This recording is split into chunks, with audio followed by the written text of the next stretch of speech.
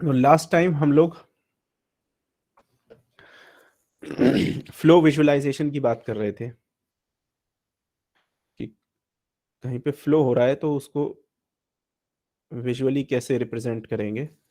तो उसके लिए हमने कुछ techniques, basically streamline, path line, streak line and time line, ये 4 तरह की लाइन जो है वो फ्लोज में प्लॉट करना सीखी थी।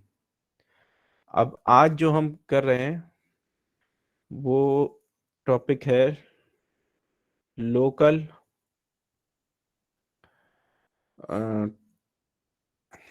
रोटेशन एंड डिफॉर्मेशन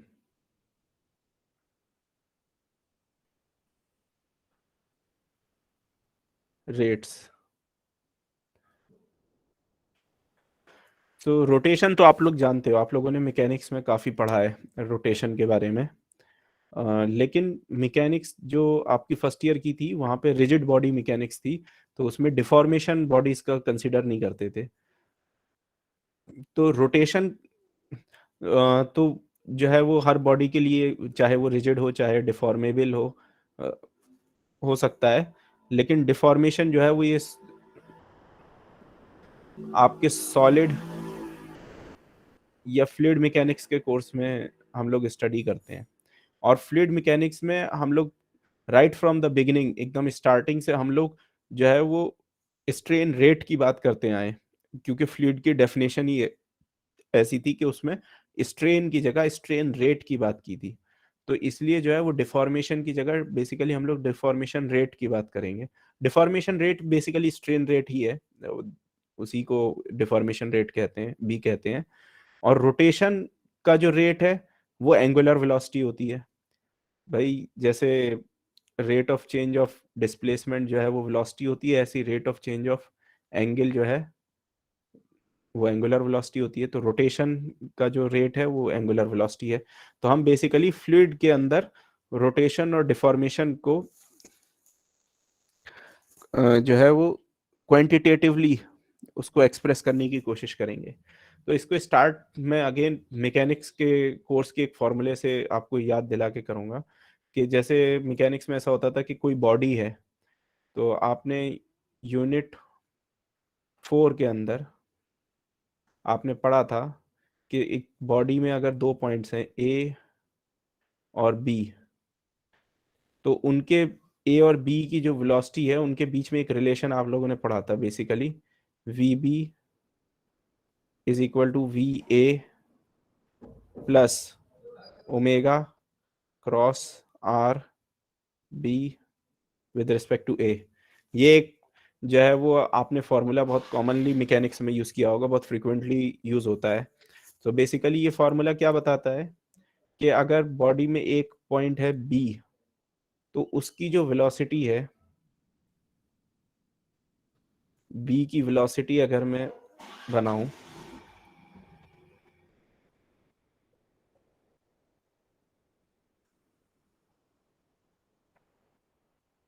बी की वेलोसिटी जो है वो दो चीजों से मिलके बनी है। एक तो है वी ए, यानी कि वी ए की जो वेलोसिटी थी, अगर यही मैं कंसिडर कर लूं, मैं थोड़ा सा अलग बना देता हूं इसको, ये वी ए है।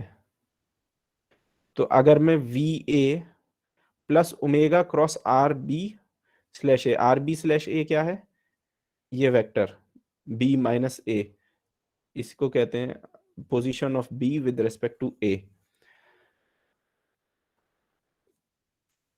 तो ये ही वेलोसिटी, ये वाली वेलोसिटी अगर यहाँ पे शिफ्ट करें, वी ए, ये velocity plus some velocity which is R B, omega cross R B slash A.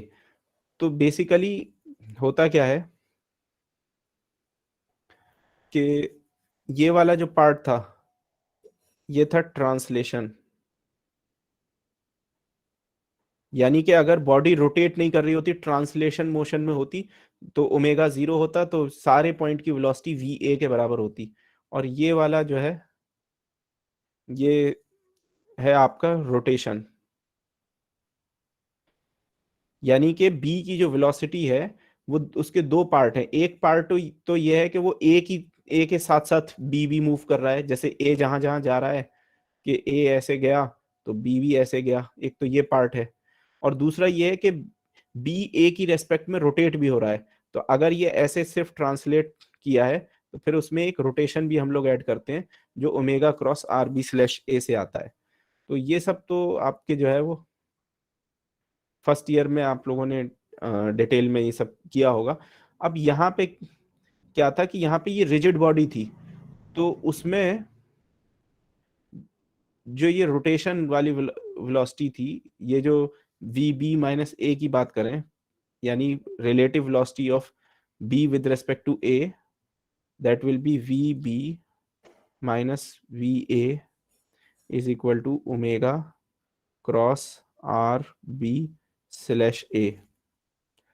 इसका क्या मतलब है? इसका ये मतलब होता है कि आपकी बी और ए के बीच में जो रिलेटिव वेलोसिटी है वो हमेशा ए बी के परपेंडिकुलर होगी।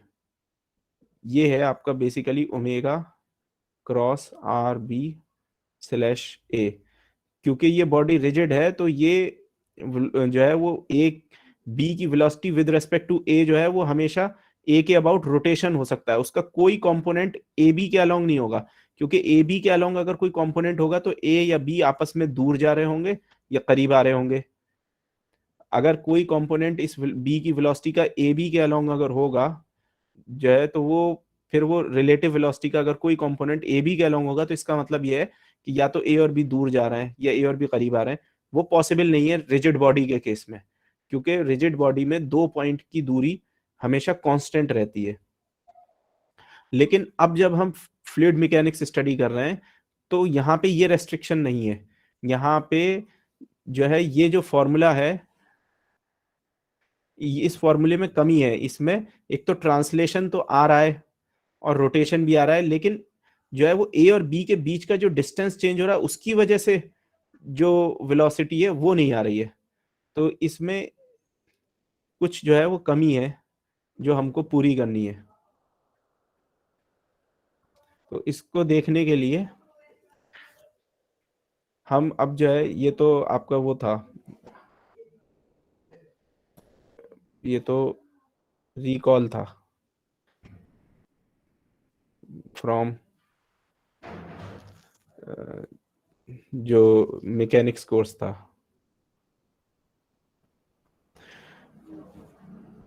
अब हम नए सिरे से जो है वो इस फॉर्मूले को दोबारा देखेंगे अब फ्लूइड के केस में। तो फ्लूइड के केस में देखने के लिए हमको सबसे पहले ये करना होगा कि हमको एक टाइमलाइन बनानी है। फ्लो डोमेन हमारा एक एक फ्लो हो रहा है, ये फ्लो डोमेन है हमारा। यहाँ पे हमको एक टाइमलाइन बनानी है, स्ट्रेट लाइन ए बी। ठीक है,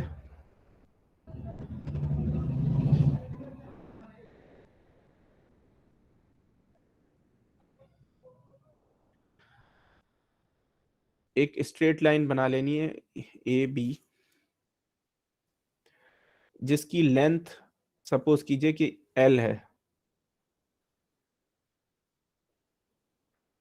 टाइमलाइन जो होती है वो आप कुछ भी ड्रॉ कर सकते हो, टाइमलाइन के लिए कोई रेस्ट्रिक्शन नहीं है। मैंने कल बताया था कि टाइमलाइन जो है वो फ्लो डोमेन में कोई भी कर्व होता है और उस वो फिर फ्लो के साथ साथ उस पे जितने पार्टिकल बैठे हैं उनको जो है अगर आप ट्रेस करो उनका नया लोकेशन। तो फॉर एग्जांपल अगर यहाँ पे एक पार्टिकल ऐसे मूव करा, ये वाला ऐसे मूव करा, ये वाला ऐसे मूव करा, ये वाला ऐसे मूव करा, तो ये बाद में कुछ और शेप जो है वो ये t इक्वल टू 0 पे है तो ये t इक्वल टू 1 पे, या कुछ कुछ टाइम बाद इसका कुछ और लोकेशन होगा, कुछ और शेप भी हो सकता है।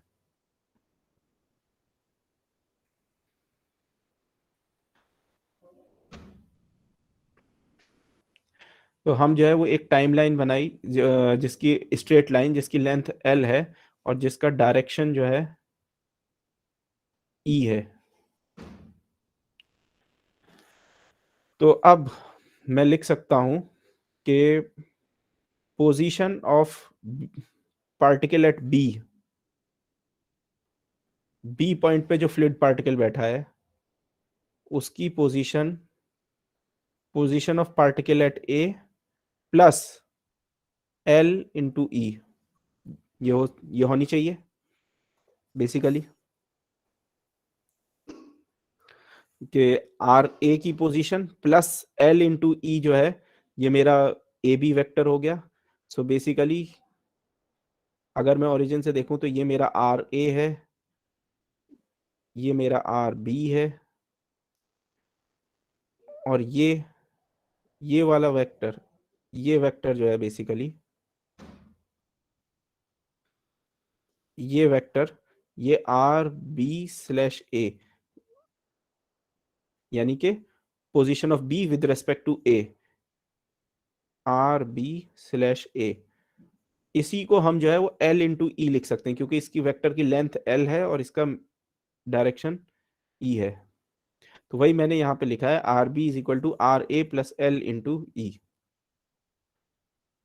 अब इसका हम जो है वो टाइम डेरिवेटिव ले लेते हैं, जो मटेरियल डेरिवेटिव है बेसिकली दोनों साइड का।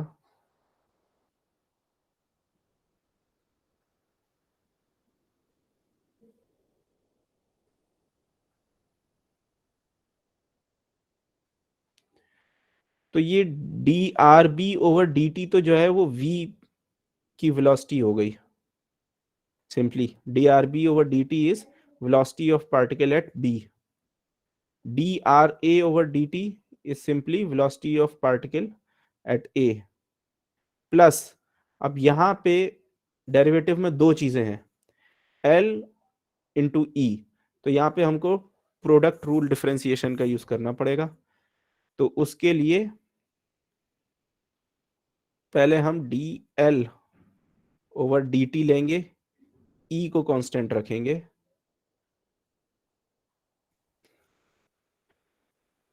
फिर हम एल को कांस्टेंट रखेंगे और D E over D T लेंगे।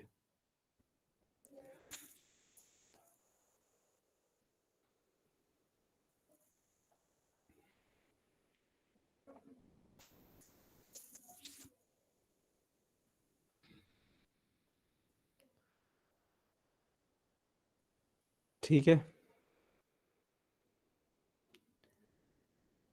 अब ये जो D E over D T है,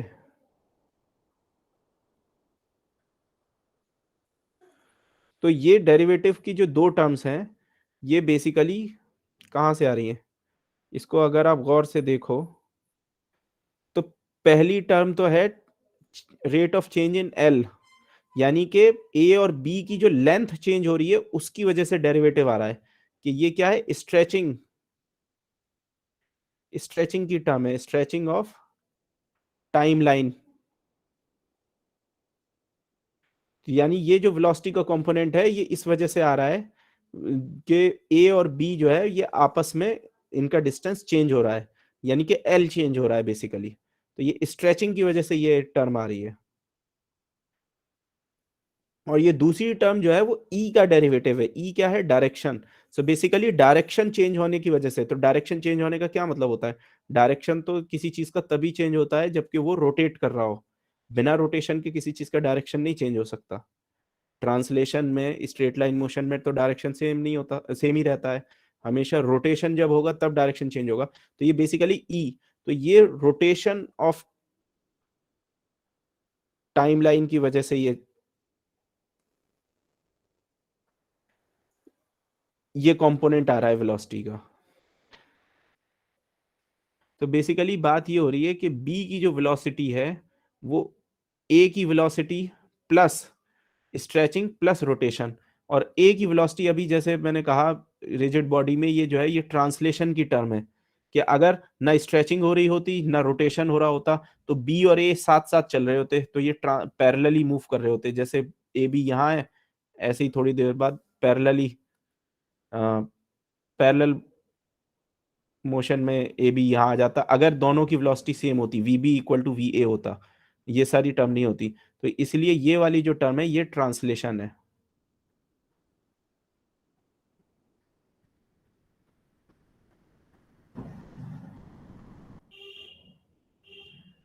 सो बेसिकली हो क्या रहा है कि ये ए बी जब नई पोजीशन पे जा रहा है ना,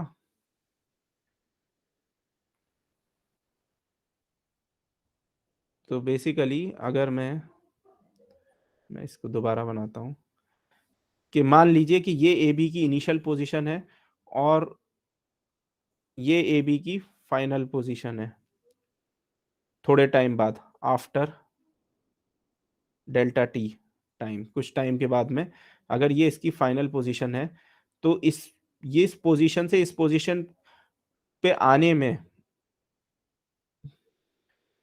बी को इस पोजीशन से इस पोजीशन को आने में हम जो है वो तीन कंपोनेंट में डिवाइड कर सकते हैं। एक तो है कि प्योर ट्रांसलेशन, कि अगर ए बी जो है वो ऐसे ही ट्रांसलेट कर जाता, ऐसे यहां से सीधे सीधे ट्रांसलेट कर गया, तो ये वी ए वाला टर्म हो गई। फिर उसके बाद में दूसरा है स्ट्रेचिंग, कि इसकी लेंथ हो सकता है ए प्राइम बी प्राइम जो है वो ए बी के बराबर लेंथ ना हो, यहाँ पे इसकी लेंथ एल प्राइम हो गई हो, तो ये स्ट्रेचिंग, फिर ये हमने इसको स्ट्रेच कर दिया। और तीसरा पार्ट है रोटेशन। ठीक है, तो ये है पहला पार्ट ट्रांसलेशन, फिर उसके बाद में ये दूसरा पार्ट स्ट्रेचिंग, और फिर ये है तीसरा पार्ट रोटेशन। तो टाइमलाइन जो है वो ए बी से ए प्राइम बी प्राइम तक तीन पार्ट्स में, तीन तरह के मोशन से जो है वो इनिशियल से फाइनल स्टेज में गई। पहली स्टेज, पहला पार्ट है ट्रांसलेशन, दूसरा पार्ट है स्ट्रेचिंग, और तीसरा पार्ट है रोटेशन।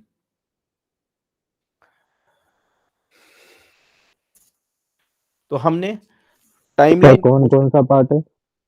जी, सर कौन कौन से पार्ट है, मतलब स्ट्रेचिंग और रोटेशन और ट्रांसलेशन कहाँ कहाँ हो रहा है सर? मैं अगले पेज पे फिर से बनाता हूं।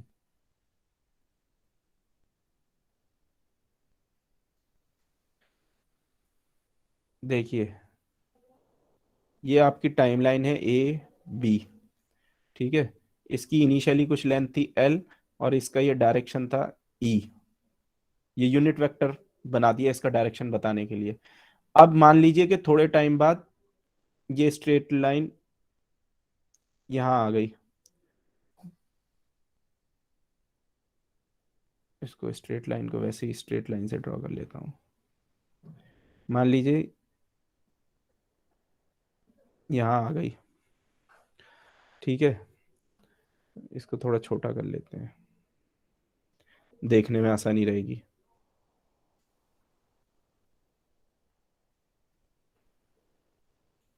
ठीक है, तो ये final position A B prime है। तो ये ए बी प्राइम में जाने के लिए इसको तीन स्टेजेस में ब्रेक कर सकते हैं, हाइपोथेटिकली अपने माइंड में समझने के लिए। तो पहली स्टेज तो है कि ए बी ऐसे का ऐसा पूरा का पूरा ट्रांसलेट हो जाए। ठीक है, तो उस स्टेज में ए बी कैसा दिखेगा, ये सेम लेंथ ए बी की ऐसे आ गया। मैं दूसरे कलर से बना देता हूँ ताकि तीन स्टेजेस तीन कलर में दिखा देता हूँ। तो ये पहली स्टेज में ए बी पैरेलली मूव करके इधर से इधर आ गया, तो ये जो पहली स्टेज है ये है ट्रांसलेशन। ट्रांसलेशन तो आपने मैकेनिक्स में पढ़ा होगा कि ये ट्रांसलेशन मोशन कैसा होता है, पैरेलली बॉडी मूव करती है, अब रोटेट नहीं करती। तो ए बी बिना अपनी लेंथ चेंज किए, बिना रोटेट हुए पैरेलली शिफ्ट हो गया, तो ये हो गया ट्रांसलेशन। ये तभी पॉसिबल है जब V B is equal to V A. Translation तभी होता है जब सारी पॉइंट्स की वेलोसिटी जो है वो सेम होती है। तो अगर बी की भी वेलोसिटी ए के बराबर होगी, तभी ये स्ट्रेट लाइन जो है वो ऐसे ट्रांसलेट करके यहाँ पे आएगी।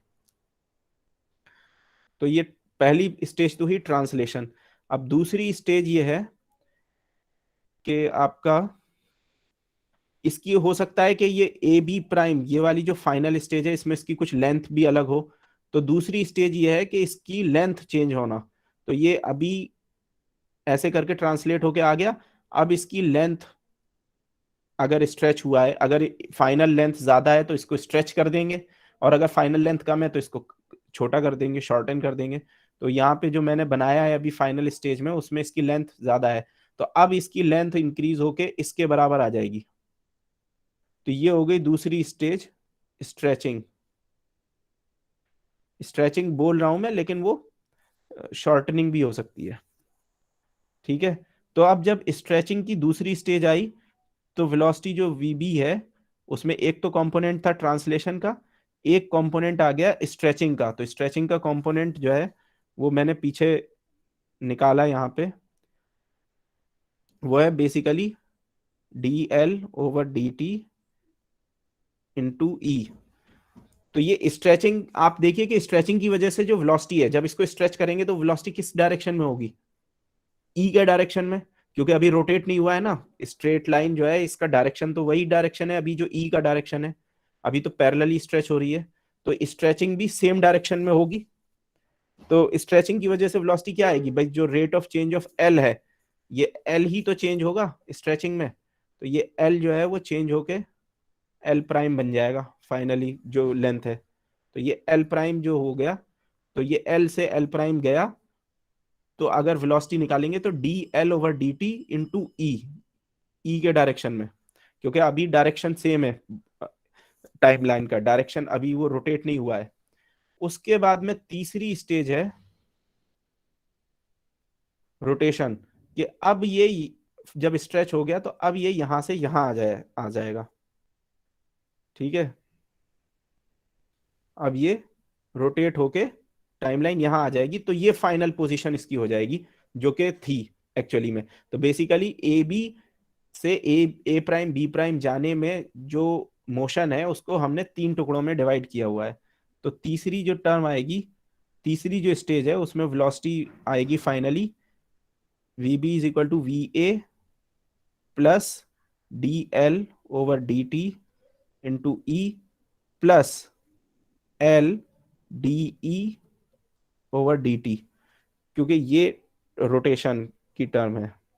क्योंकि यहाँ पे rate of change of unit vector E, E change हो रहा है, डेरिवेटिव जो ले रहे हैं वो ई का ले रहे हैं, क्योंकि ई जो है वो चेंज हो रहा है। अब ई जो है वो यहां से, अब वो ई प्राइम हो गया। तो इसलिए जब रेट निकालना है तो वो D E by D T का रेट यूज कर रहे हैं।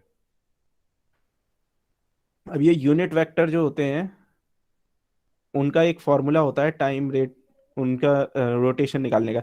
इनफैक्ट कोई भी रोटेटिंग वेक्टर हो, अगर कोई वेक्टर है जो कि रोटेट हो रहा है और उसका लेंथ चेंज नहीं हो रही है, तो उसका जो डेरिवेटिव है वो omega cross that vector itself.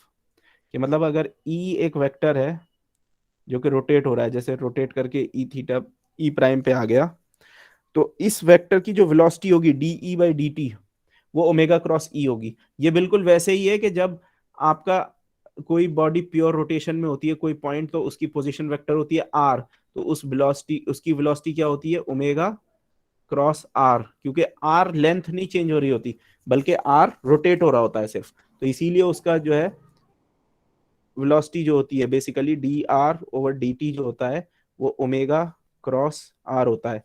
ये मैंने आपको वहां भी पढ़ाया था जब उसको यूज वो कर रहे थे, बायंसी वाला, जो स्टेबिलिटी जब स्टडी कर रहे थे शिप्स की, कि ये कोई भी वेक्टर अगर है जिसकी लेंथ चेंज नहीं हो रही है, तो उसका जो टाइम डेरिवेटिव है वो omega cross angular velocity cross that vector itself होता है। तो D E over D T is omega cross E. तो इस फॉर्मूले की मदद से हम अपनी वेलोसिटी को लिख सकते हैं V B is equal to V A plus D L over D T into E plus L. अब यहाँ पे D E over D T को लिख देंगे ओमेगा क्रॉस ई। अब ये एल जो है वो स्केलर है, तो इसको अंदर ले जा सकते हैं, स्केलर है तो इसको क्रॉस प्रोडक्ट में अंदर भी ले जा सकते हैं। V B is equal to V A और अंदर ले जाके इसको L इंटू ई कर सकते हैं, plus dl/dt into E plus omega cross L E. ये छोड़ भी सकते हैं, उतना कोई मसला नहीं है।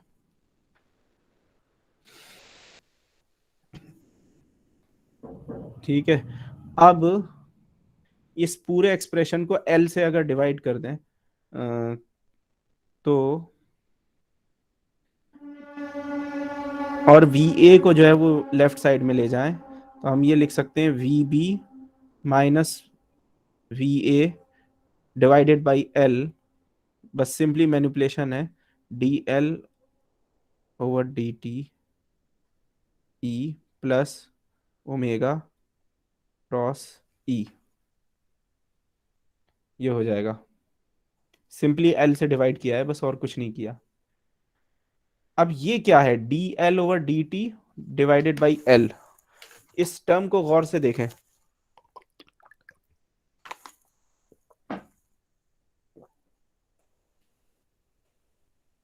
Change in length upon original length. हाँ, तो ये rate of change of length divided by length, तो ये बेसिकली क्या हो गया, ये हो गया स्ट्रेन रेट। कौन सी स्ट्रेन का रेट, लीनियर। लीनियर। तो बेसिकली शियर नहीं, जो आपकी एक्सियल स्ट्रेंथ है, एक्सियल जो आपकी स्ट्रेन है उसका rate,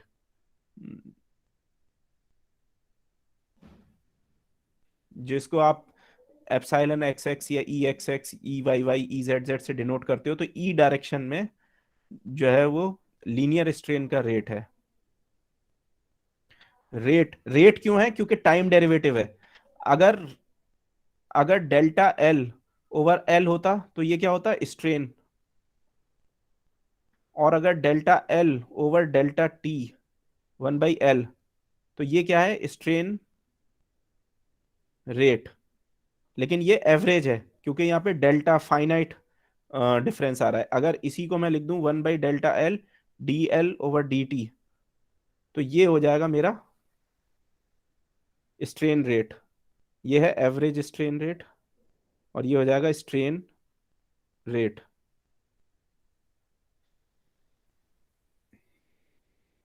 rate of strain linear. हाँ,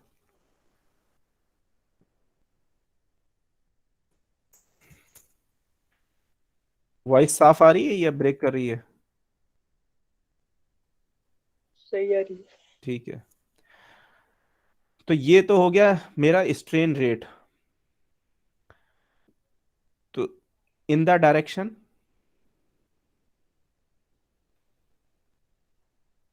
ऑफ ई, यानी ई डायरेक्शन में, अब वो ई कुछ भी हो सकता है, आई जे के, मेरी मर्जी में कुछ भी चूज कर सकता हूं, लेकिन ई के डायरेक्शन में मेरा लीनियर स्ट्रेन का रेट है ये।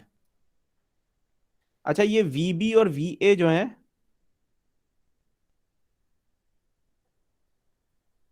इनको आप अगर देखें तो V B is basically V at R A, sorry, V A is basically V at R A comma T, और वी बी क्या है, वी बी है V at R B comma T. और आर बी को मैं लिख सकता हूं R A plus L into E. ये आर बी को मैं ऐसे लिख सकता हूं, मैंने एल ई जो है वो ये लिया था ए बी के बीच का डिफरेंस, तो मैं इसको R A plus L E पहले भी लिख चुका हूं पीछे, कॉमा टी।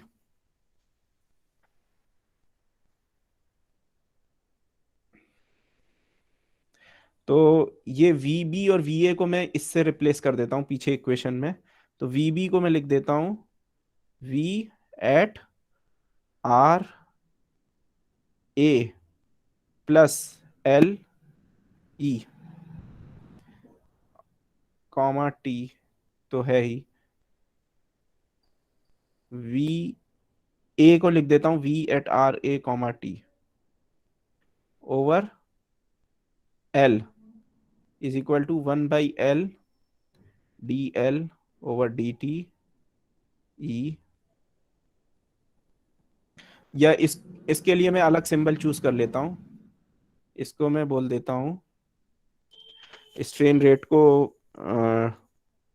मैं डिनोट कर देता हूं एप्सिलॉन ई से। ये बिल्कुल वैसे ही है जैसे कि आप एप्सिलॉन एक्स से जो है वो एक्स डायरेक्शन में लीनियर स्ट्रेन डिनोट करते हो, एप्सिलॉन वाई से वाई डायरेक्शन में। तो इसी तरह से ई डायरेक्शन में, ई कुछ भी हो सकता है, एक्स वाई जेड भी हो सकता है, उसके अलावा भी कुछ भी हो सकता है। मैं लीनियर स्ट्रेन को मैं एप्सिलॉन ई से डिनोट कर रहा हूँ, स्ट्रेन रेट को, स्ट्रेन को नहीं। सॉलिड मैकेनिक्स में स्ट्रेन, फ्लूइड मैकेनिक्स में strain rate plus omega cross E.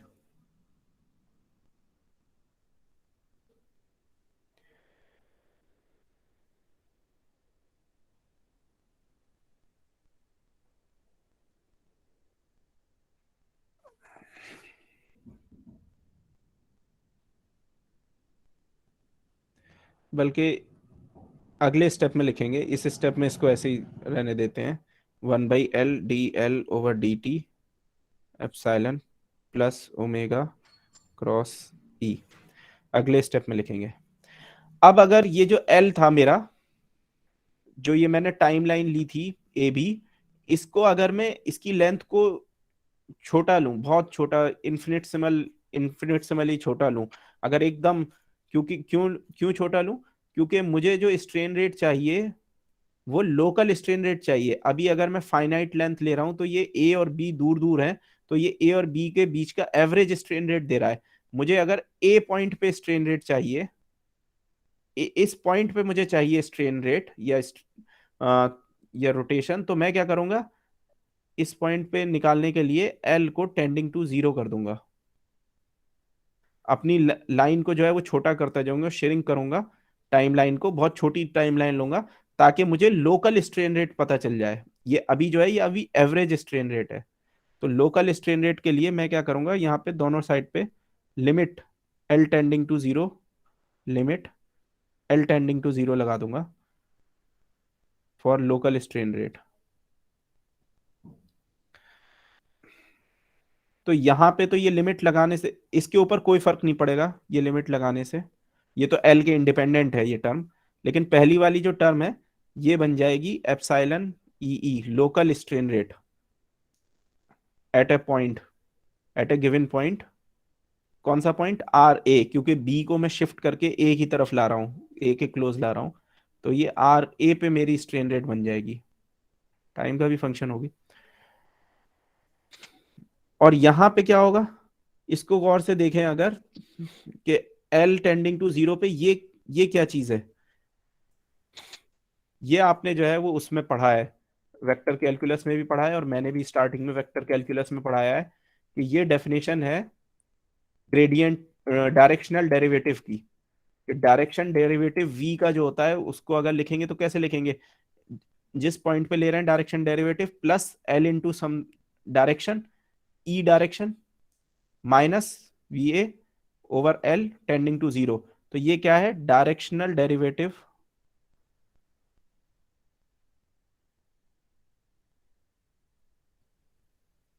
Of v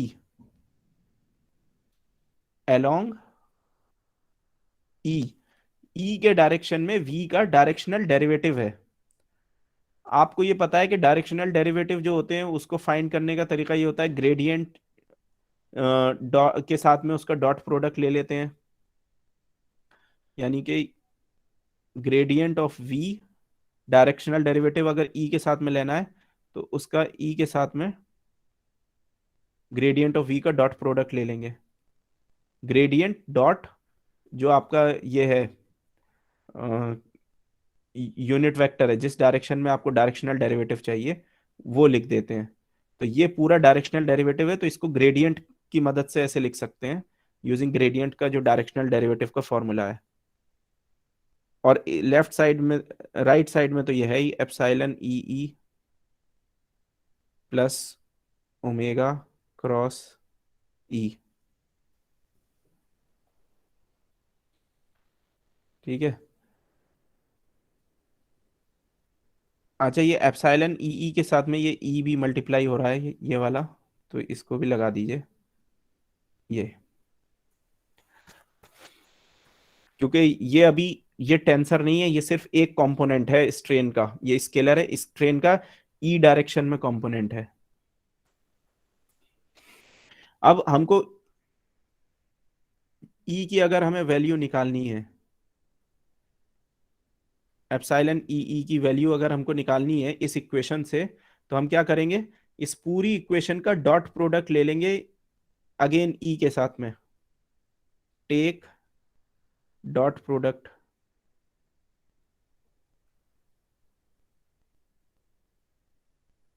with ई। अच्छा, एक चीज ये है कि जो हमारा ये ग्रेडियंट ऑफ वी जो है ये टेंसर है, और टेंसर के आगे जब डॉट प्रोडक्ट लेते हैं तो जनरली नोटेशन ये है कि डॉट लगाते नहीं है।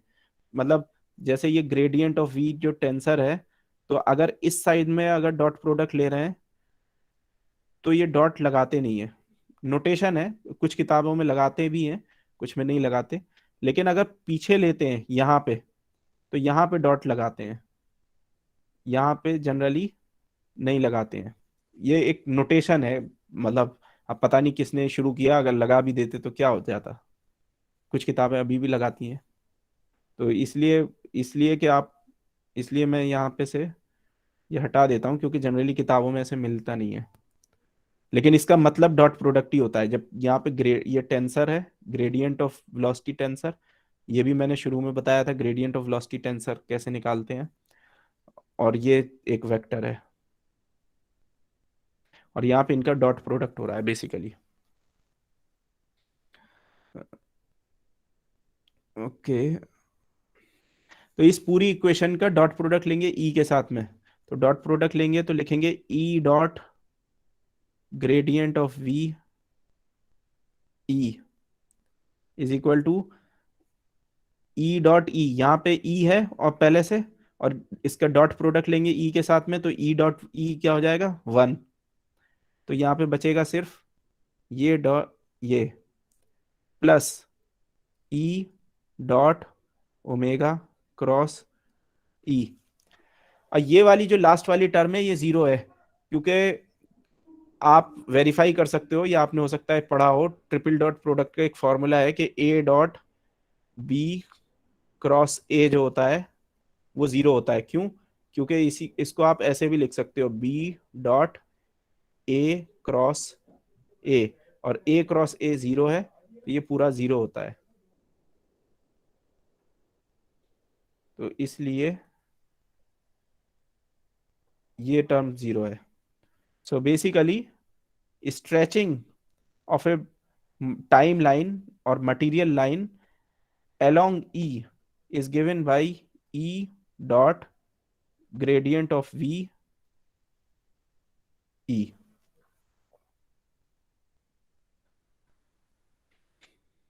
तो आप कह रहे होगे ये सब क्या लिखा हुआ है, तो ये फॉर्मूला आप इसको अगर आप उसकी टर्म्स में लिख के देखो, आई जे के एक्स वाई जेड की फॉर्म में, तो आपको फौरन समझ में आ जाएगा कि अगर फॉर एग्जाम्पल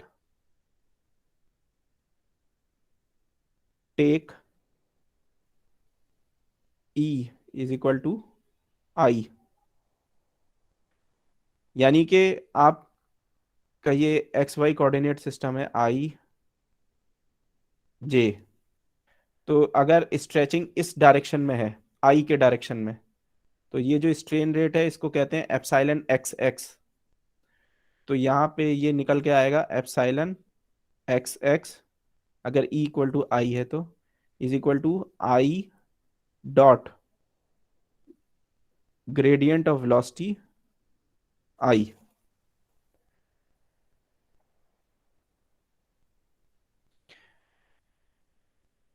अब इसको निकालने का तरीका ये है कि ग्रेडियंट ऑफ वेलोसिटी निकालना पड़ेगा। तो ग्रेडियंट ऑफ वेलोसिटी आप पीछे नोट्स में देखोगे, कार्टेशियन कोऑर्डिनेट्स में ये होता है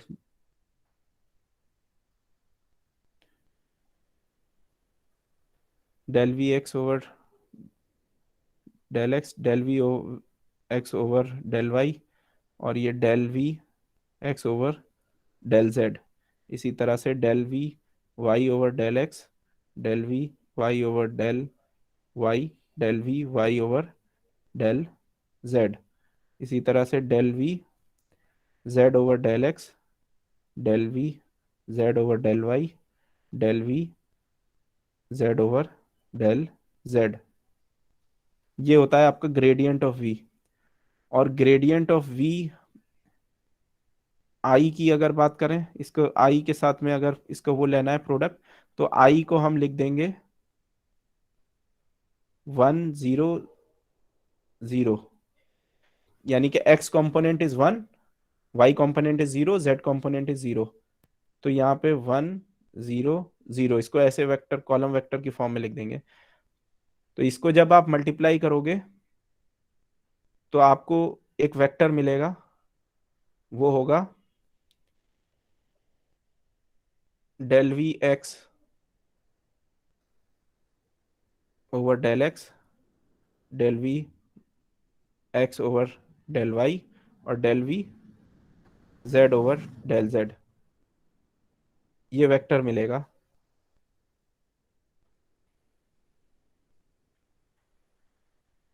तो ये ग्रेडियंट ऑफ वी आई जो है ये निकल के आया del V X over del X, del V X over del Y, del V X over del Z.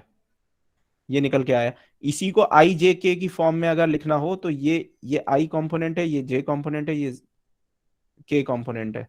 तो इसको लिख सकते हैं del V X over del X I plus del V X over del Y J plus del V Z over del Z के।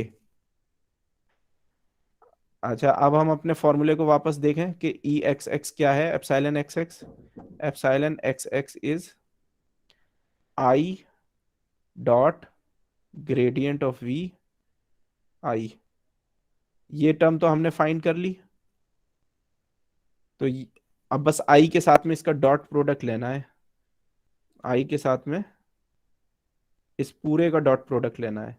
तो आई के साथ में जब इस पूरे का डॉट प्रोडक्ट लोगे तो क्या मिलेगा, del V X over del X. So basically special case में एप्सिलॉन एक्स एक्स के केस में ये del V X over del X है।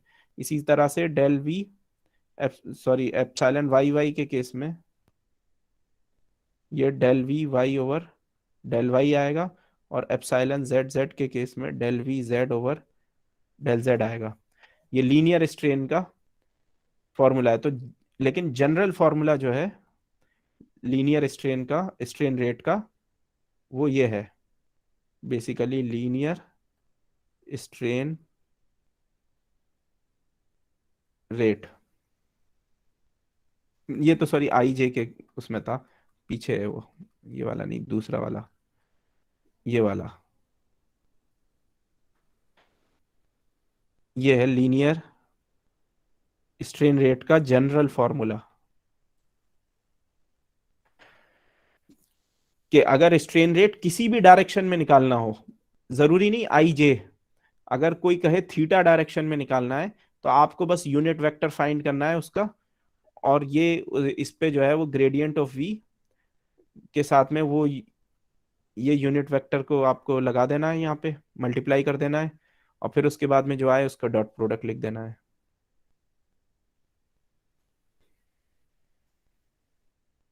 सर ये कॉलम वेक्टर में, सॉरी कॉलम मैट्रिक्स में del V X upon del X और del V by upon del Y del V Z upon del Z होना चाहिए था ना शायद। हाँ, वो जेड नहीं, नहीं वो तीनों में एक्स होगा, ये ना, इसकी बात कर रहे हो, हम्म। एक्स होगा। ये इसके पहले का पहली रो जो है वो इससे 1 से मल्टीप्लाई होगी ना, बाकी रो तो 0 से मल्टीप्लाई होंगी जी। मोहम्मद समीर।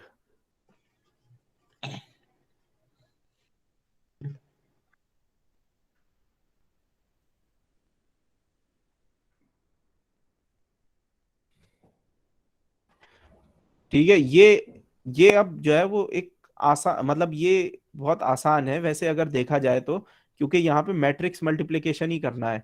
वो जो जनरली सॉलिड मैकेनिक्स में पूरा पूरा फॉर्मूला दिया रहता है ना, मैट्रिक्स नहीं बताते हैं कई बार, ग्रेडियंट, वेलोसिटी या डिस्प्लेसमेंट। अगर इसमें वेलोसिटी की जगह डिस्प्लेसमेंट कर दो आप, ग्रेडियंट ऑफ वेलोसिटी है ना, उसको ग्रेडियंट ऑफ डिस्प्लेसमेंट कर दो, तो सेम स्ट्रेन रेट की जगह स्ट्रेन का फॉर्मूला आ जाएगा।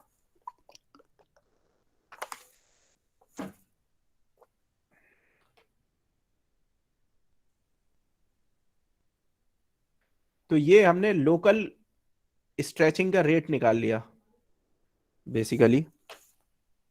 और दूसरी चीज जो है वो है लोकल रोटेशन रेट। तो लोकल रोटेशन रेट निकालने के लिए भी अगेन हम इस फॉर्मूले पे जाएंगे अपने वापस। ये जो था, क्योंकि रोटेशन इसी में था, हमने रोटेशन को एलिमिनेट करने के लिए इसका डॉट प्रोडक्ट ई के साथ में ले लिया था। ई के साथ में डॉट प्रोडक्ट लेने से क्या हुआ था कि हमारा जो है वो रोटेशन रेट, वो सॉरी, हमारा रोटेशन की टर्म जो है वो जीरो हो गई थी ई के साथ डॉट डॉट प्रोडक्ट लेने से, और हमने स्ट्रेचिंग की टर्म निकाल ली थी। अब हमको क्या करना है, हमको इसके साथ में ऐसा ऑपरेशन करना है कि स्ट्रेचिंग की टर्म जीरो हो जाए और रोटेशन की टर्म रह जाए, है ना। तो उसको करने के दो तरीके हैं। एक तो ई के साथ में क्रॉस प्रोडक्ट ले सकते हैं, उससे भी हमारा काम हो जाएगा, ई क्रॉस ई ये टर्म चली जाएगी। और दूसरा तरीका ये है कि हम एक ऐसे वेक्टर के साथ में डॉट प्रोडक्ट ले लें इसका जो कि ई के परपेंडिकुलर हो। तो ये दूसरी वाली जो तरीका है वो ज्यादा आसान है करने में, कि हम अगर इस इक्वेशन का डॉट प्रोडक्ट ले लें ऐसी वेक्टर के साथ में जो कि ई के परपेंडिकुलर है, ऐसा यूनिट वेक्टर ले लें कोई, तो ये हमारा काम आसान हो जाएगा। मतलब ये हमारी जो ये वाली टर्म है स्ट्रेचिंग वाली, ये खत्म हो जाएगी, क्योंकि क्योंकि डॉट प्रोडक्ट परपेंडिकुलर का ई के उसके साथ में जीरो हो जाएगा। तो मैं ये इक्वेशन दोबारा लिखता हूं यहाँ पे। अब बात करेंगे लोकल रोटेशन की। लोकल रोटेशन, सो बेसिकली जो हमने जनरल जो मोशन को डिकम्पोज किया था 3 स्टेप्स में, हम उसकी इंडिविजुअल टर्म्स को फाइंड कर रहे हैं। पहले हमने स्ट्रेचिंग फाइंड कर ली जिससे हमको स्ट्रेन रेट मिला लीनियर। अभी शियर स्ट्रेन की भी बात करेंगे थोड़ी देर में रोटेशन के बाद, अभी शियर स्ट्रेन की बात नहीं हुई है। तो हमने लीनियर स्ट्रेन फाइंड कर ली, हमने लोकल रोटेशन की अब बात कर रहे हैं। तो लोकल रोटेशन के लिए हमारा जो ये ए और बी है जिसका डायरेक्शन ई है, तो हमको एक परपेंडिकुलर डायरेक्शन लेना पड़ेगा, जिसको मैं ये ई परपेंडिकुलर से डिनोट कर रहा हूँ। ये वो डायरेक्शन है जो कि ई के परपेंडिकुलर है। ऐसे 3D में तो ऐसे बहुत सारे डायरेक्शन हो सकते हैं, 2D में तो ऐसे दो ही डायरेक्शन है, या तो ये या ये। लेकिन 3D में ऐसे आप इमेजिन करो, अगर ये 3D में देखें तो ऐसे तमाम बहुत सारे डायरेक्शन हो सकते हैं जो ई के परपेंडिकुलर है। तो हमारी इक्वेशन जो थी वो थी gradient of velocity into E is equal to epsilon E E plus omega cross E. अब क्या है, take dot product with E perpendicular. तो ये डॉट प्रोडक्ट लेंगे तो E dot gradient of velocity E यहाँ पे लिख देंगे, और यहाँ पे इसके साथ में भी ई था, तो ये सेकंड टर्म जो है ये जीरो हो जाएगी। ई डॉट ई एप्सिलॉन ई ई, ये basically E perpendicular dot E, ये जीरो हो जाएगी, plus E perpendicular dot omega cross E. अब यहाँ पे ओमेगा को बाहर निकालने के लिए हम जो है वो A dot B cross C का फॉर्मूला यूज करेंगे। A dot B cross C को लिखा जा सकता है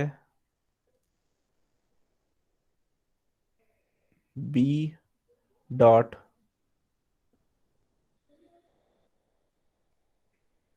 सी क्रॉस ए। तो ये फॉर्मूला यहाँ पे यूज करेंगे तो यहाँ आ जाएगा, पहले ये वाली टर्म तो ऐसी रहेगी, E dot gradient of V E is equal to omega dot E cross E perpendicular.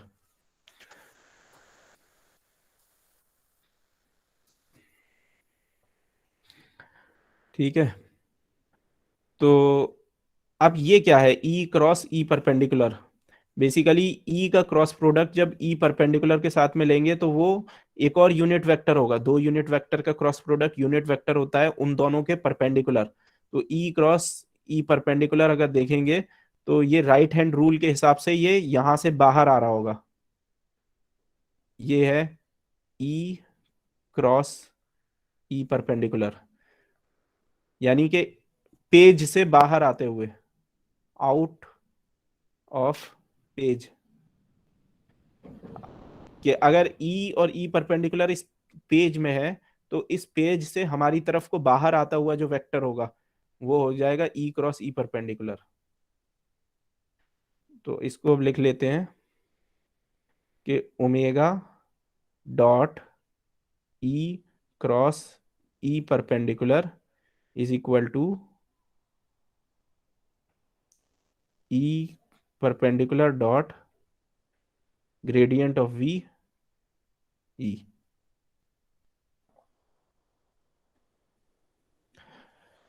ठीक है, तो ये फॉर्मूला है लोकल रोटेशन रेट या angular velocity of a timeline का। Angular velocity of a timeline. तो ये लोकल एंगुलर वेलोसिटी मतलब कि एक एक पॉइंट पे जो एंगुलर वेलोसिटी है ये उसका फॉर्मूला है। अब ये इसको जो है वो थोड़ा सा एक्स वाई जेड में लिख के देखते हैं थोड़ा सा आसान करने के लिए। तो फॉर एग्जाम्पल के तौर पे अगर ई को मैं मान लूं आई और इसको ई परपेंडिकुलर को मान लूं जे, अगर ये आई मान लूं इसको जे मान लूं तो ये मेरा हो जाएगा के। तो बेसिकली मैं लिख सकता हूं ओमेगा डॉट के ई क्रॉस ई परपेंडिकुलर के हो जाएगा, which is basically omega Z is equal to J dot gradient of velocity आई।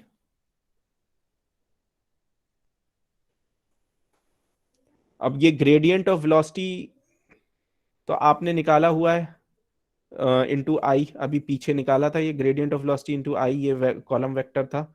इसका आई के साथ में डॉट प्रोडक्ट लिया था तो आपको क्या मिल गया था, आपको स्ट्रेचिंग का रेट मिल गया था। लेकिन अब क्या है, अब यहाँ पे जे के साथ में डॉट प्रोडक्ट है। तो जे के साथ में जब इसका डॉट प्रोडक्ट लेंगे तो कौन सी टर्म आएगी, del V X over del Y, दूसरी वाली टर्म।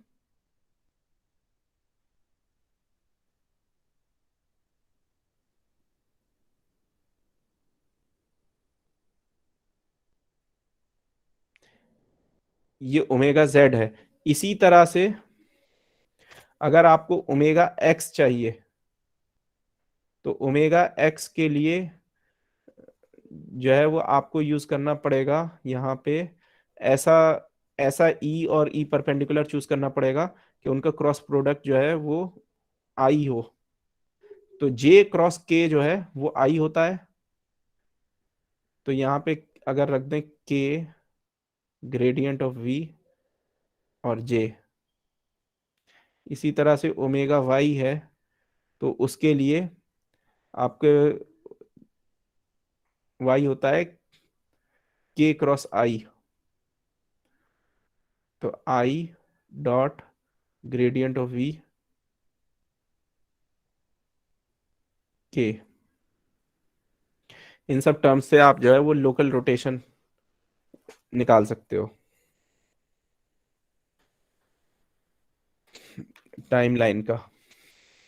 अच्छा, ये जो फॉर्मूला मैंने अभी आपको दिए हैं, मैंने आपको कार्टेशियन कोऑर्डिनेट में करके दिखाया है, लेकिन जो ये रेड बॉक्स में जो मैंने फॉर्मूला लिखा है ई और ई परपेंडिकुलर की टर्म में, इसी तरह से पीछे स्ट्रेचिंग का भी जो दिखाया था ग्रेडियंट ऑफ वी और ई के टर्म में, ये फॉर्मूला जनरल है, ये कार्टेशियन या सिलिंड्रिकल कोऑर्डिनेट्स में भी इक्वली वैलिड है। तो अगर आप gradient of velocity cylindrical coordinates में लिख दो, ठीक है, और फिर उसके बाद में आप जो है वो अपना ई जो है वो आर थीटा कुछ भी चूज कर सकते हो, तो आप जो है वो सिलिंड्रिकल कोऑर्डिनेट के फॉर्मूले भी आसानी से निकाल सकते हो, स्ट्रेचिंग के, रोटेशन के, सब आप फॉर्मूले जो है वो आसानी से सिलिंड्रिकल कोऑर्डिनेट्स में निकाल सकते हो।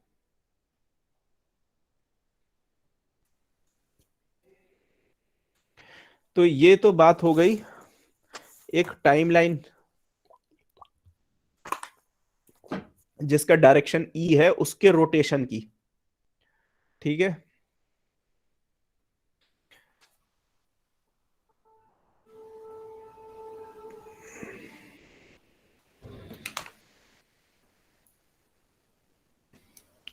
कि आपके पास एक टाइमलाइन किसी पॉइंट पे, जो टाइमलाइन है जिसका डायरेक्शन ई है, उसका रोटेशन रेट आपने फाइंड कर लिया, उसका रोटेशन रेट ओमेगा है, या उसकी एंगुलर वेलोसिटी उसकी जिससे वो रोटेट कर रही है टाइमलाइन, वो ओमेगा है।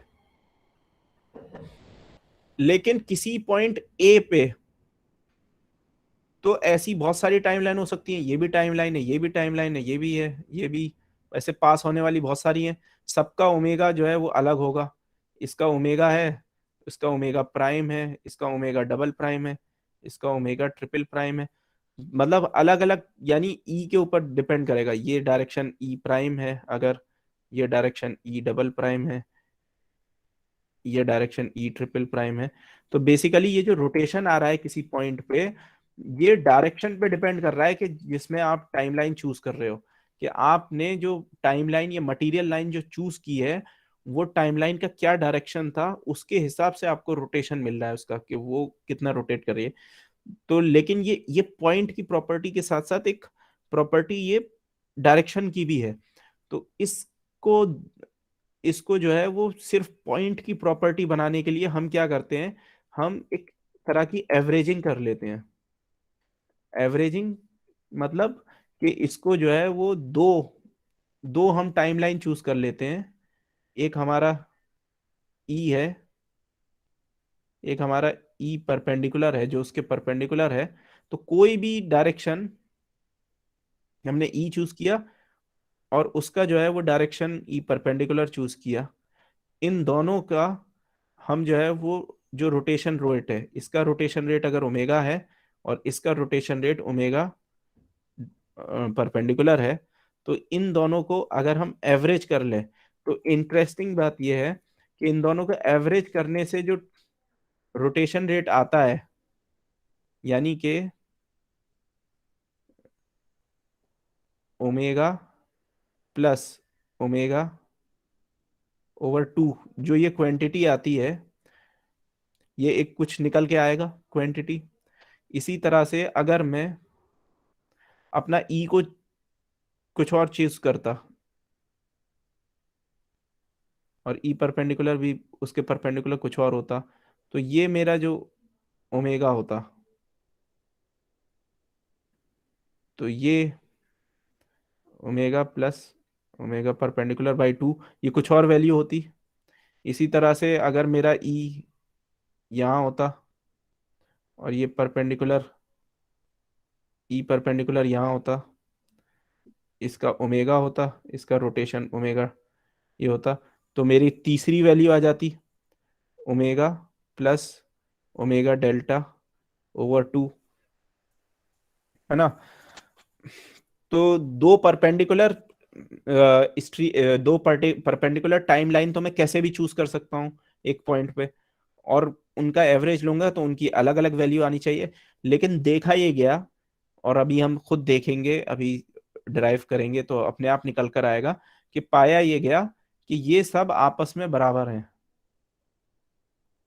यानी कि आप कोई भी दो परपेंडिकुलर टाइमलाइन चूज कर लो किसी पॉइंट पे, कोई भी दो परपेंडिकुलर, तो उनको अगर आप उनका एवरेज कर लो, किसी भी दो परपेंडिकुलर टाइमलाइन का एक पॉइंट पे अगर एवरेज कर लो उसकी एंगुलर वेलोसिटी का, तो वो इंडिपेंडेंट होता है डायरेक्शन के। वो इस बात पे डिपेंड नहीं करता कि आपने जो है वो क्या डायरेक्शन चूज किया था ई का।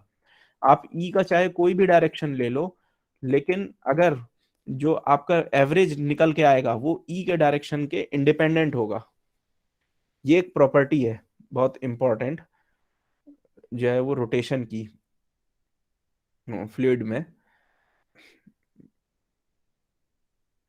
सॉलिड में भी मतलब ये कॉमन है वैसे, वहां पे बस एंगुलर रोटेशन नहीं ले सकते, तो वहां पे थोड़ा सा मुश्किल है। तो फ्लूइड में ये प्रॉपर्टी है कि आपका जो एंगुलर वेलोसिटी का एवरेज है किसी भी दो परपेंडिकुलर टाइमलाइंस के लिए, वो इंडिपेंडेंट है उनके डायरेक्शन से, कि बस परपेंडिकुलर होनी चाहिए चाहे किसी भी ओरिएंटेशन में हो। जैसे यहाँ पे मैंने तीन कलर से बनाया अलग अलग ओरिएंटेशन में, वो अगर परपेंडिकुलर है टाइमलाइन तो उनका जो एवरेज होगा वो उसकी वैल्यू सेम रहेगी, डायरेक्शन के इंडिपेंडेंट रहेगी।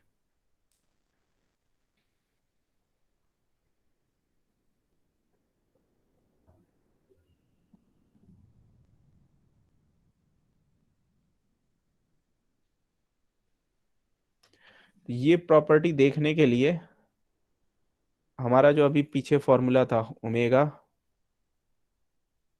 Dot E cross E perpendicular is equal to E perpendicular dot gradient of V E, ये फॉर्मूला था रोटेशन का। तो ये है rotation along, rotation of, rotation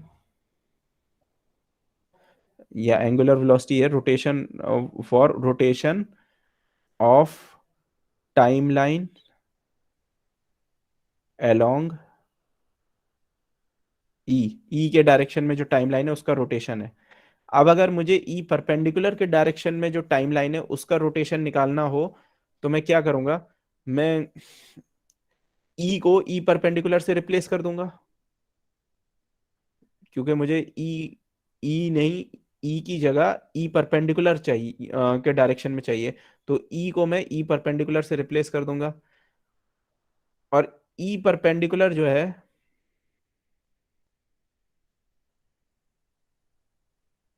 E perpendicular जो है वो ई के परपेंडिकुलर है। ये ई जो है इज परपेंडिकुलर टू ई। इसको ऐसे भी कह सकते हैं कि E is perpendicular to E perpendicular.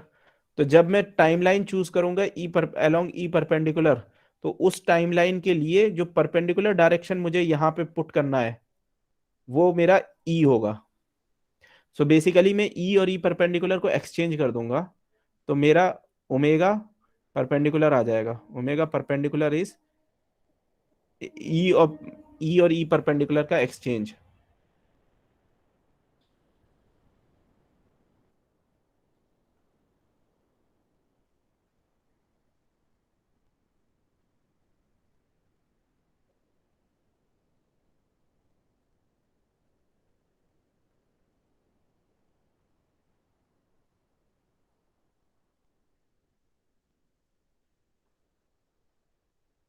ये मेरा फॉर्मूला है रोटेशन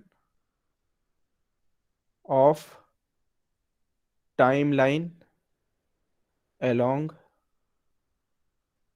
ई परपेंडिकुलर।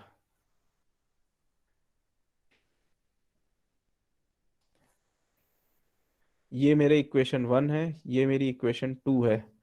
अब 1 + 2 अगर कर दें तो क्या मिलेगा, ये ई क्रॉस ई परपेंडिकुलर और ये ई परपेंडिकुलर क्रॉस ई है। तो अगर इस इक्वेशन को माइनस से टू को जो है वो माइनस से मल्टीप्लाई कर दूं, तो ये मेरा, इसको मैं टू को ऐसे भी लिख सकता हूं कि minus omega dot E cross E perpendicular. मतलब अगर माइनस साइन बाहर ले लूं तो ये इन दोनों को एक्सचेंज कर सकता हूं और यहाँ ऐसे ही छोड़ दूं।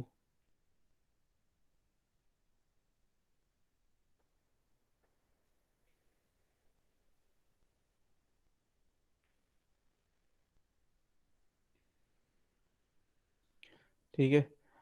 अच्छा, टेंसर के इसका एक फॉर्मूला होता है कि अगर आपका एक वेक्टर है u डॉट ए वी, ए एक टेंसर है, तो इसको आप ऐसे भी लिख सकते हो v dot A transpose u। ठीक है, ये टेंसर है अगर a,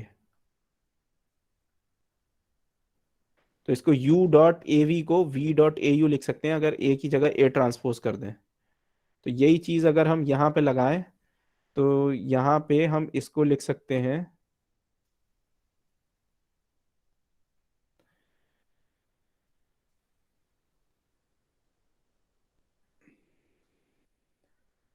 e dot sir gradient of, minus कैसे हुआ सर? ओमेगा परपेंडिकुलर माइनस कैसे हुआ? ये माइनस कैसे हुआ, ये माइनस इसलिए हुआ क्योंकि ये अंदर जो है वो ई और ई परपेंडिकुलर को एक्सचेंज कर दिया। A cross B is equal to B cross A होता है ना, ओके माइनस सर। मतलब A cross B is minus B cross A, इसको एक्सचेंज कर दिया ना, तो इसलिए माइनस आ गया। ट्रिपल प्रोडक्ट के फॉर्मूले में देखना कि अगर ए डॉट बी क्रॉस सी होता है, तो इसको माइनस माइनस साइन के साथ में A dot C cross D लिख सकते हैं। बेसिकली ये है, इससे इससे माइनस आया, तो यहाँ पे ई है। तो ये जो मेरी टू वाली इक्वेशन है ये फाइनली मेरी निकल के आ गई minus omega perpendicular dot E cross E perpendicular is equal to E perpendicular dot gradient of V transpose E.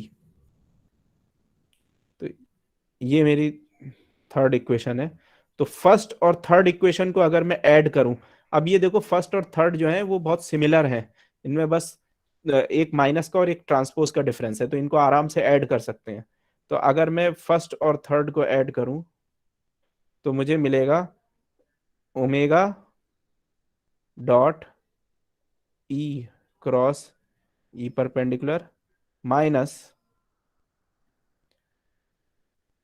तो ये माइनस में इधर भी ले जा सकता हूं अगर मुझे ओमेगा और ओमेगा क्रॉस को ऐड करना है, plus omega dot E cross E perpendicular is equal to E perpendicular dot gradient of V into E minus E perpendicular dot gradient of V transpose into E. अब इसमें से ये ई cross delta जो है ये common ले लें, तो यहाँ आ जाएगा omega plus omega perpendicular is equal to E cross E perpendicular is equal to ये dot gradient of V minus gradient of V का ट्रांसपोज ट्रांसपोज लेने का मतलब है जो जैसे ग्रेडियंट ऑफ v को मैट्रिक्स में लिखते हैं तो बस उस मैट्रिक्स का ट्रांसपोज लेना है e। तो ये इसी को अगर हाफ से मल्टीप्लाई कर दो तो वो लोकल एवरेज रोटेशन का फॉर्मूला आ जाएगा।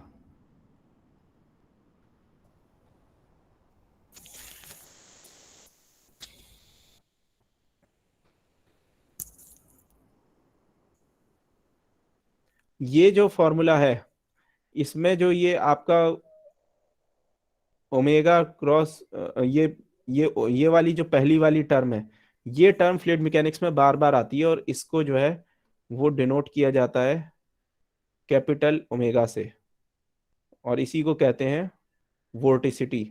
तो बेसिकली वोर्टिसिटी क्या है? Omega plus omega perpendicular, this is called vorticity. तो वोर्टिसिटी क्या निकल कर आई? इस वोर्टिसिटी है एक टाइमलाइन ई डायरेक्शन में, एक टाइमलाइन ई परपेंडिकुलर के डायरेक्शन में, उन दोनों का rotation rate omega omega perpendicular, उन दोनों का रोटेशन रेट का sum, that is what vorticity is. और इसी को आप चाहो तो ट्वाइस इनटू हाफ करके लिख सकते हो, omega plus omega dot omega perpendicular, मतलब टू टू कैंसिल हो जाएगा। तो ये अंदर जो है ये एवरेज हो गया, average of omega and omega perpendicular हो गया।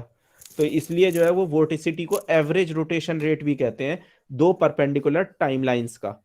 तो वोर्टिसिटी को इसलिए बेसिकली वो उसका एवरेज नहीं है, एवरेज का ट्वाइस हुआ, तो इसलिए वोर्टिसिटी को जो है ये भी बोलते हैं कि दो टाइमलाइन अगर आपने ले ली परपेंडिकुलर तो उनका जो रोटेशन रेट का एवरेज है उसका ट्वाइस जो है वो वोर्टिसिटी कहलाता है। तो वोर्टिसिटी जो क्वांटिटी है वो हमको देती है, वोर्टिसिटी क्वांटिटी हमको रोटेशन के बारे में बताती है लोकली, एक पॉइंट पे जो है वो बॉडी का रोटेशन कितना हो रहा है, फ्लूइड का रोटेशन कितना हो रहा है, ये हमको जो है वो वोर्टिसिटी से पता चलता है। यानी कहने का मतलब ये है कि अगर जैसे कोई फ्लो हो रहा है उसमें कोई फ्लूइड पार्टिकल है, तो ये पार्टिकल अगर इस पे जैसे मैं आइडेंटिफाई करने के लिए क्रॉस बना लूं तो वोर्टिसिटी हमें ये बताएगी कि ये रोटेट कर रहा है या नहीं। अगर ये रोटेट कर रहा है तो ये क्रॉस ऐसे शिफ्ट हो जाएगा, अगर ये रोटेट नहीं कर रहा है तो ये क्रॉस ऐसे ही रहेगा। पार्टिकल चाहे कहीं भी पहुंच जाए, अगर रोटेट नहीं कर रहा तो वो क्रॉस शिफ्ट, क्रॉस जो है वो पैरेलल ही रहेगा। ये क्या है? No rotation. और ये क्या है? रोटेशन। तो इस केस में जब नो रोटेशन है तो इसके लिए ओमेगा जो है वो जीरो होगा, वोर्टिसिटी जीरो होगी। और इस केस में जब रोटेशन है तो वोर्टिसिटी नॉन जीरो होगी, क्योंकि यहाँ पे ये जो दो हैं इन दोनों परपेंडिकुलर के रोटेशन का सम है ये बेसिकली। अच्छा, एक बात ये है कि ये जो मैंने फॉर्मूला लिखा है इस फॉर्मूले की मदद से आप आई जे के कॉम्पोनेंट निकाल सकते हो। तो फॉर्मूला बेसिकली मैंने ये लिखा है, omega dot E cross E perpendicular is equal to E perpendicular dot gradient of velocity minus gradient of velocity.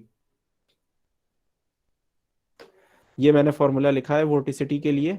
अगर इसको आप आई जे के कॉम्पोनेंट निकाल के देखो, जैसे for example omega dot K is equal to I नहीं J dot gradient of velocity minus gradient of velocity transpose I. अगर ये निकाल के देखो तो ये आपको मिल जाएगा यहाँ पे ओमेगा जेड, ठीक है, ओमेगा जेड की वैल्यू मिल जाएगी कुछ ऐसे ही, ओमेगा एक्स ओमेगा वाई की वैल्यू मिल जाएगी। तो आप जब वो वैल्यू निकाल के देखोगे तो आप ये पाओगे कि बेसिकली ओमेगा जो है वो कर्ल ऑफ वेलोसिटी है डेल क्रॉस वी।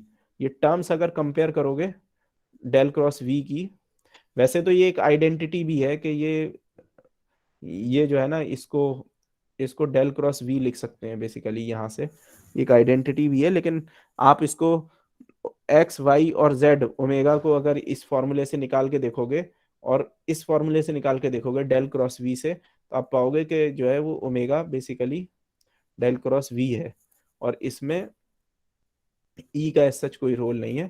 तो ये पॉइंट की प्रॉपर्टी है, डायरेक्शन की प्रॉपर्टी नहीं है, ये पॉइंट प्रॉपर्टी है, independent of direction of timeline, कि जैसे मैंने क्या बताया था कि वो इस पे डिपेंड नहीं करती कि टाइमलाइन का क्या डायरेक्शन है जिसके आप रोटेशन मेजर कर रहे हो।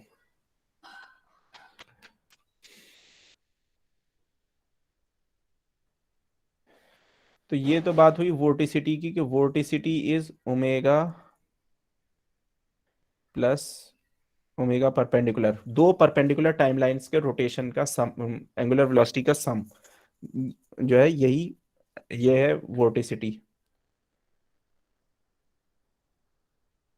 अच्छा,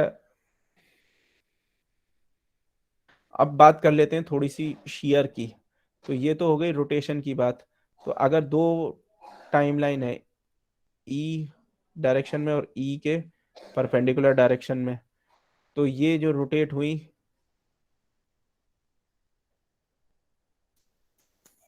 इसका सम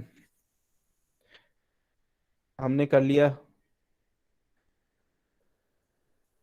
अगर ये जैसे ओमेगा से रोटेट हुआ और ये ओमेगा डेल्टा से रोटेट हुआ, तो इनको सम कर लिया तो हमको जो है वो यहाँ पे एवरेज रोटेशन मिल गया। इसी तरह से अगर हम इनका डिफरेंस ले लेते तो हमको ये मिल जाता कि बीच में एंगल कितना चेंज हो रहा है, यानी कि जैसे ये है और अगर यहाँ पे शेयरिंग हो रही है, तो ये एंगल इतना चेंज हुआ, ये एंगल इतना चेंज हुआ, तो दोनों का जो डिफरेंस है रोटेशन का परपेंडिकुलर टाइमलाइंस का, वही जो है वो शेयर होता है। शेयर क्या होता है? बेसिकली एंगल जो है वो दो टाइमलाइन के बीच का कितना चेंज हो रहा है। तो शेयर स्ट्रेन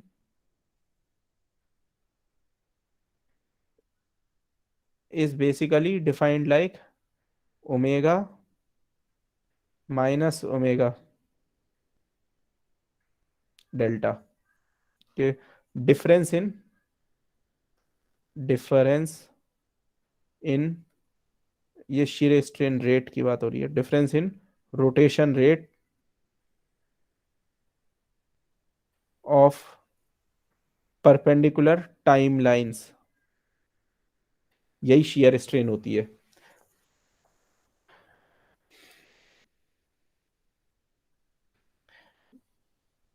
जैसे फिर से एक एग्जांपल से समझाता हूँ कि ये जैसे ये दो टाइम लाइन है परपेंडिकुलर, अब इसमें से एक तो इतना दूर रोटेट होके आ गया और एक जो है वो इतना ही रोटेट हुआ, तो ये जो एंगल था इनके बीच में, ये एंगल था, ये एंगल अब क्या हो गया, ये एंगल हो गया। तो इन ये जो नया एंगल हुआ, इसको निकालने का तरीका ये है कि ये जो थीटा है, थीटा वन, और ये जो थीटा टू है, इन दोनों का डिफरेंस अगर आप ले लें तो आपको जो है वो शेयर मिल जाएगा, शेयर एंगल मिल जाएगा। मतलब सॉरी, क्या बोलते हैं उसको, शेयर स्ट्रेन मिल जाएगी। और अगर थीटा की जगह ओमेगा ले लें तो शेयर स्ट्रेन रेट मिल जाएगा। तो यहीं से आपका जो है वो जो हमने पूरा पीछे कवायद की थी ओमेगा प्लस ओमेगा परपेंडिकुलर के लिए, वही सेम अगर ओमेगा प्लस ओमेगा डेल्टा की जगह ओमेगा माइनस ओमेगा डेल्टा कर देते, यानी 1 और 3 जो इक्वेशंस थी, यानी कि 1 इक्वेशन ये वाली और 3 इक्वेशन ये वाली, इनको अगर ऐड करने की जगह सब्ट्रैक्ट कर दिया जाए तो हमको जो है वो शेयर स्ट्रेन मिल जाएगी, शेयर स्ट्रेन का रेट मिल जाएगा। तो shear strain rate is gamma E, और ई परपेंडिकुलर के लिए जो शियर स्ट्रेन है वो है that is given bye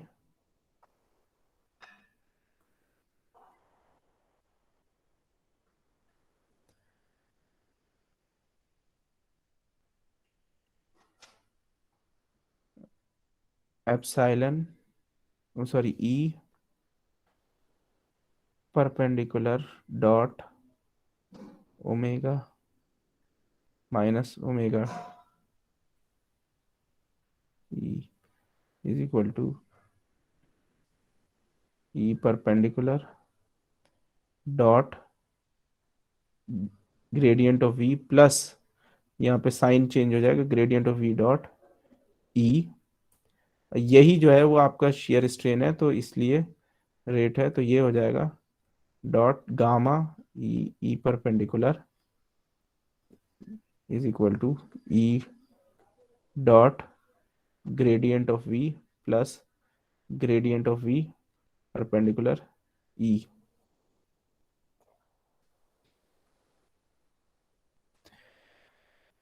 basically this is formula for shear strain rate, जिसको आप डिटेल में नेक्स्ट कोर्स में पढ़ोगे फ्लूइड मैकेनिक्स के। सॉलिड मैकेनिक्स में सिमिलर फॉर्मूला आप लोग पढ़ चुके हो।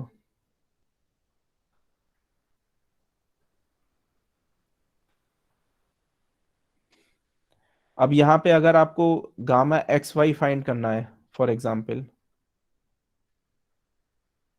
तो गामा एक्स वाई फाइंड करने का तरीका ये है कि J dot gradient of V plus gradient of V transpose आई।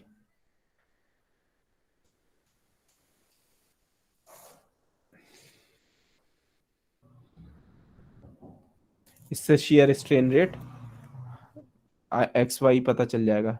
इसी तरह से आप कोई भी जो है वो शियर स्ट्रेन रेट फाइंड कर सकते हो।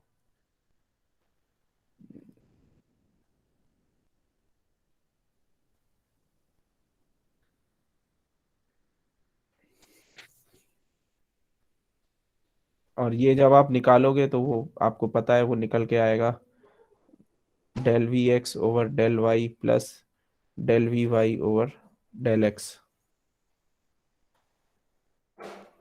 मैं अटेंडेंस खोल देता हूँ।